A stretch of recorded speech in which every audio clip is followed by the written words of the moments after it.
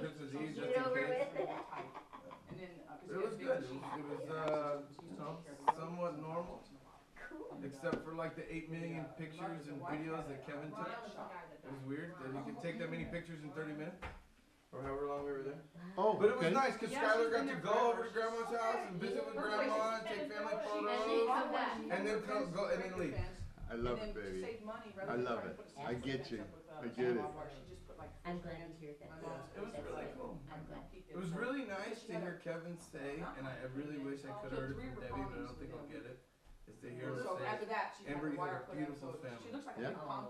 Well, it's true. It is. You know, and what happens is, eventually, all but the most stubborn people have a hard time not accepting what is obvious, right?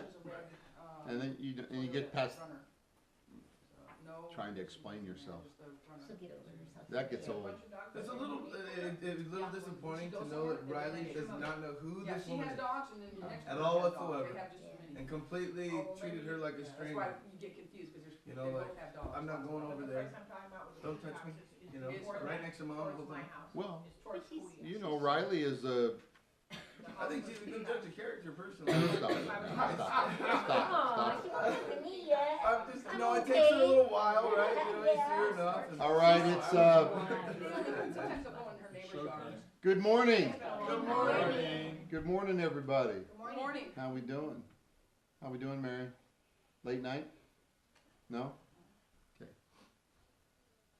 I didn't have a night. I went to bed at 10 and but you know, when you go to bed at 10, you know you have to get up at 2:30? And so I finally fell asleep, I think somewhere around midnight. And I was like, why even bother? At that point, I should have just stayed up and. Had a cup of coffee. Yeah. I'm up every morning at 3 o'clock. I'll pay for it tonight, though. Yes, you will. When I get back from taking my mom down to look at houses in Temecula this afternoon. So I was going to go to the desert and lounge in the sun, but we'll go tomorrow. We'll go down to Indio and chill out down there. So is that you? Every time I go through Old Grove, I Please try- silence your cell phone. No talking during the movie. No, there's going to be talking today, because we'll have a little thing, and then we're going to talk about what we said we were going to talk about last week, right?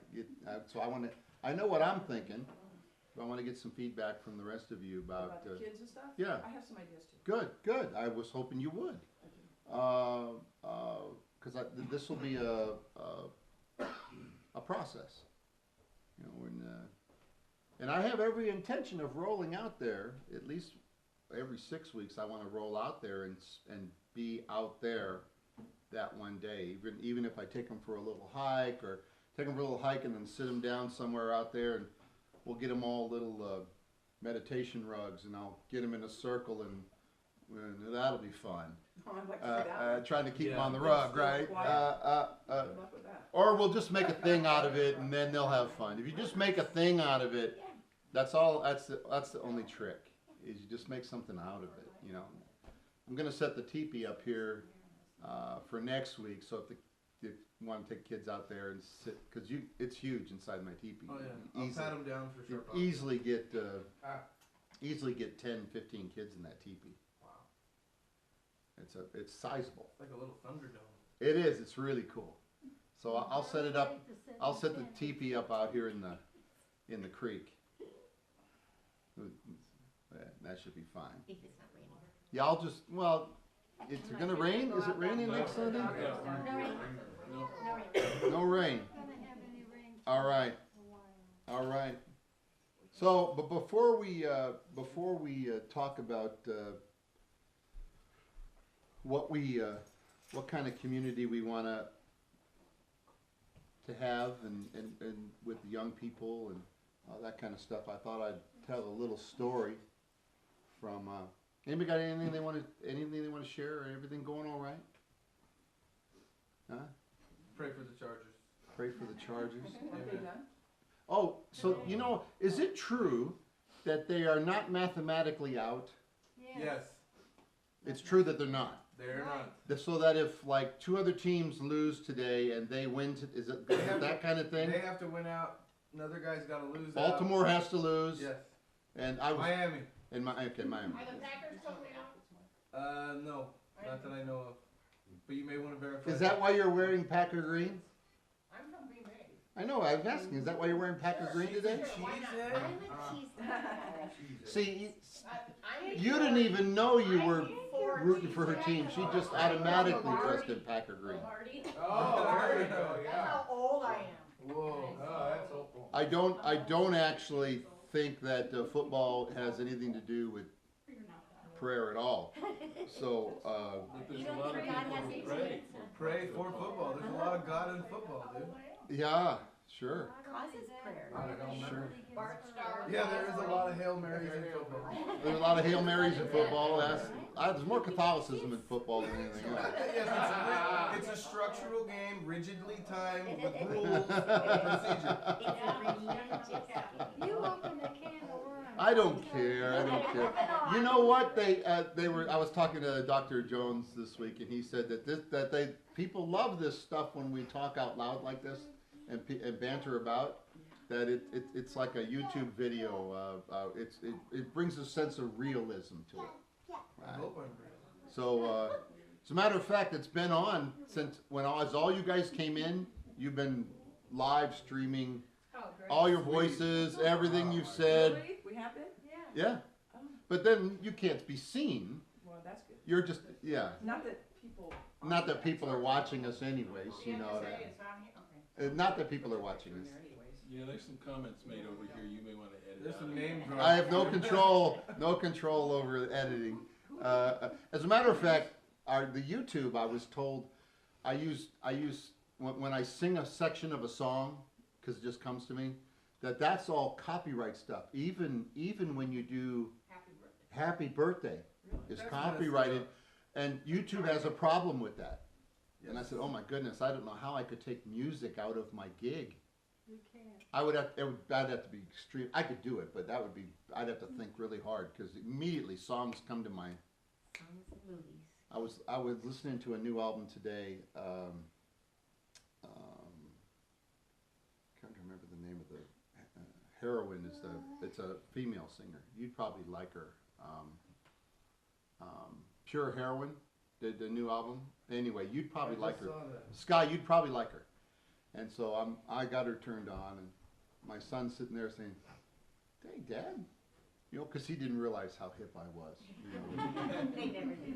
They never get it. It's like, you know, I listen to new stuff all the time. I'm not stuck in. Although I do, I think the best music come out of the '70s and the late '60s, but nonetheless, there's some good stuff out there. I listened to a new guy. I think his last name is Burke or Buff something.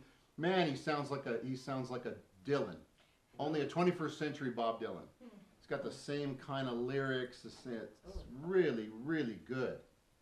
Okay, let's go back to the 40s. All right, no 40s. Who? With Glenn Miller. 40s. I wasn't even alive yet. No.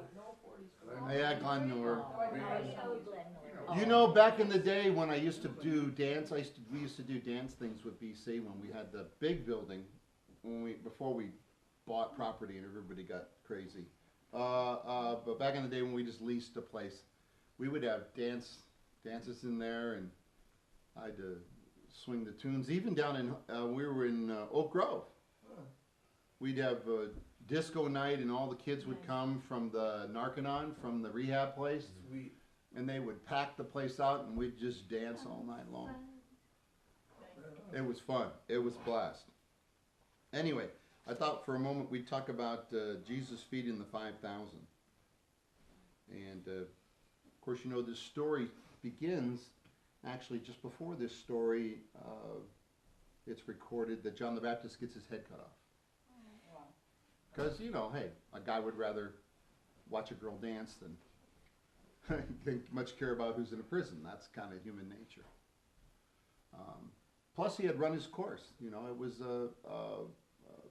and I was thinking, as I was meditating on that this morning, I was thinking, in a lot of ways, our over-reliance on 3 days in the life of Jesus is running its course. You know, we have this over-reliance on 3 days. Think about it. An entire system built on 3 days. And meanwhile, he says, greater things will you do. And I'm wondering if there isn't a little displeasure in heaven because there's so much emphasis put on the 3 days and not the greater things. Right? And there comes a place, you know, Jesus says, it's recorded that he said, I have to leave. Because if I don't leave, the next thing won't happen. Right? The next paradigm, the next shift won't happen. And I think that not too way long down the road, the church locked it in. They locked in historically through the ordinances. They locked in not 3 days. They locked in the one night and the resurrection. And they locked that time. They locked us into that time and space. And then they went back into the old covenant and grabbed the sacrificial concepts, locked that in. And I'm not so certain that Christ is wanting us to move into the greater things. And I actually think we're doing greater things. And so I want to talk a little bit about that today as we meditate on, begin to talk about what we want to do, what kind of community we want to be, and how we want to just love the daylights out of the young people. Because what will happen is the same thing that happened in Oak Grove. When it begins to happen, young people especially, will be attracted. I know for a little while, my daughter was, one other kid was the only person when I was doing the little silly puppet thing. But it didn't take long. And it just doesn't take long. And for me in 2014, young people are important. And Sky's important. It's not that you older folks aren't important, but you pretty much already kind of set, right? But although love will help you too, being loved unconditionally will help you too, and having a community where you're accepted for who you are, that'll be good for you too. I mean, it's good for all of us, the child in all of us, to be loved that way and to have a place like that. But it makes a huge difference. You know, funny, because I came from a big family. You would think in a big family you would get hugged more, but you would be wrong. In a big family, you get missed more. Okay? Because there isn't as much time for one-on-one, because you're too darn busy. 10's a lot of human beings, and they're running all over the place. And you would think a large family would be different, but it's and I know a lot of times the way I know the reason my daughter is the way she is there's 10 years between her and my sons, and we just gobbled love all over her. I mean, seriously. But you know, that was my goal in life. It still is. My goal in life is just to love my daughter like mad. And that's one of those situations where I can say, and those aren't just words. That's true. And I try to bring that to people too. But not everybody's ready to be loved. You know. And I think that part of the evolution of the teachings of Christ is that we move beyond the 3-day fixation. You know, the fixation with death and sacrifice, and we move on to creation. Creating, moving forward. Right? So, we are in Mark, which is the oldest. By the oldest, I mean the first gospel written. And the apostles gathered around Jesus and reported to him all they had done. Remember, they were sent out 2 by 2.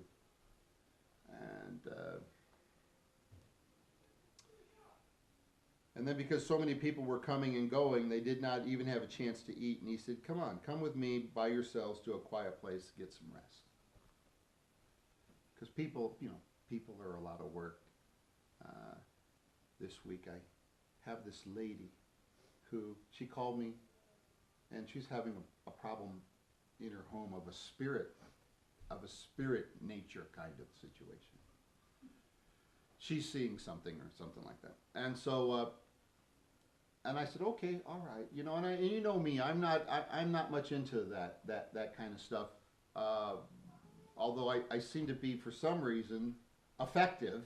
Even, isn't it weird that I don't actually buy into a lot of the ideas, but yet I'm able to talk somebody to a place of a different, maybe that's all it is, just talk them to a different place where they just don't entertain those ideas. So I talked to her, and then I ran into her in Temecula. I was like, what's the odds that so I'm sure I'll get a call today,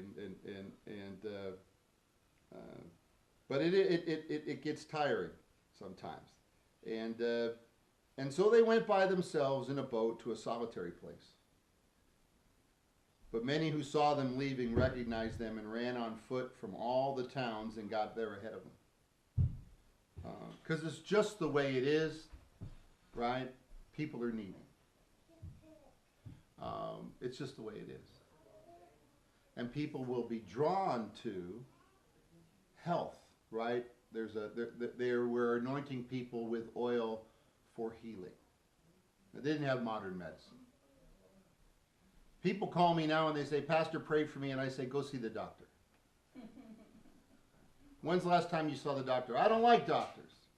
Pastor, I have a toothache. When's the last time you went to the dentist? I don't like dentists. No, I'm not praying for your tooth. Go to the dentist. I had one guy, I don't have any money. I said, I'll pay for it. Now, I've had a couple situations where I've paid for people to have dental work and teeth pulled. And actually one guy in particular who doesn't live here anymore, he moved to Upland. I actually had to drive him there, such was his fear. I said, but your tooth is disintegrating, you're going to get an infection in your gums, and it's going to take out tomorrow morning, I'm coming, I picked him up, I took him down there, my doctor had to pull 2 teeth, and then he had to run him a prescription. I had to go buy his prescription and keep an eye on him. And I think most of that was because he was my guy that was coming out of meth. So you know what meth does to your teeth, right? It don't do it. So anyway, there's this needy situation, and the apostles are praying for people, and people having lots of, imagine all the mental problems people had back then. When you were treated like, when you were owned, right? Imagine all, and they referred to it as demonic activity, but most people are just the way you treat somebody can make them crazy. I believe that, and you see that all the time. Damaged people, and so they kept pursuing them, because then kind of an aura, an idea about a person begins to build. When things begin to happen, or a good thing happens, it's like giving food out in town. You give it out, there's only 5 people this week, but if the food's good, trust me, there'll be 20 next week, and 40 the week after that, and that's just the way. That's just the way anything good is.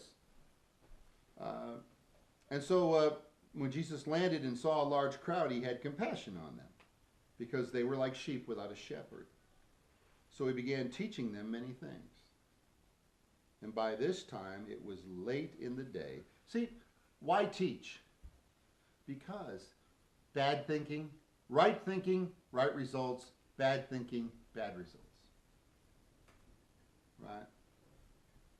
You have to teach people how to think.